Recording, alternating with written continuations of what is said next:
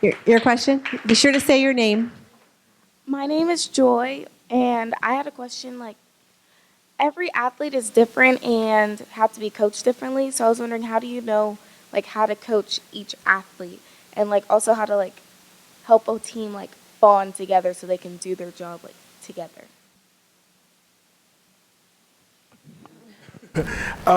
I think, and back to an earlier question too, the idea of vision comes up a lot. I think also with it being a choice for you to come into the gym, people have very different motivations, right? Like you got the girl over here whose mom like drug her into the gym and she doesn't want to be there, on the team with the girl who has wanted to cheer for her entire life, like sitting next to the guy who like had an awful day at school today, so he's over it, with the girl who's like bright and sunny, and like you got to get all these people on the same page. The same way as a coach you try to get them on the same page for the day, you have to do the front load work at the beginning to get them on the same page for the season. So like, what do we as a collective, like the coaches and the athletes together, how are we going to rally around this common vision of what we want to accomplish as a unit for the entire season?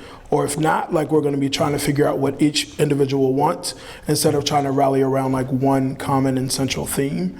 And I think just talking to your athletes is the way to do it. So like the best times I walk into practices are where my coaches sit down and they're like, how was your day? And like they take 5 minutes and they literally just talk to the athletes to find out what's going on, because I now know in that 5 minutes that like you failed that chemistry test. So like your attitude might be ill right now, so I got to do something real quick to try to change it. But like learning those things about your kids and their mannerisms, the way they move, the way they interact, are all ways that you get to know your kids and you can figure out what they need to be successful.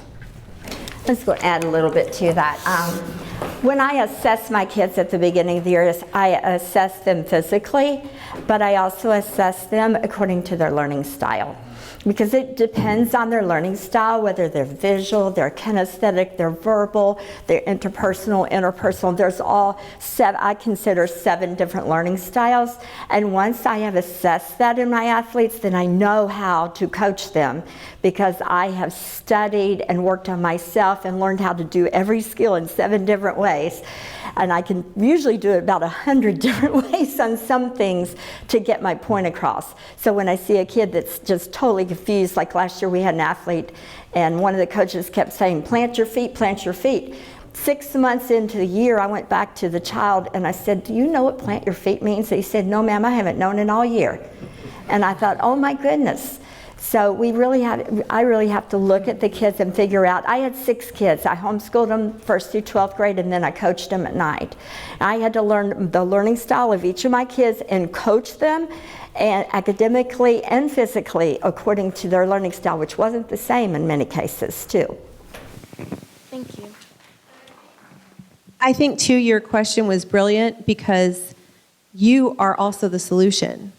All of you being here and learning about the different styles of learning and leadership and communication is going to help them be better coaches. It's going to help them be a better team. So it isn't just up to the coaches. It's also within you to make that difference. And you being here and learning about it, you can take that back to your gym and back to your team and be part of that environment that you want to see. Okay? So that's your challenge. It's not just up to the coach.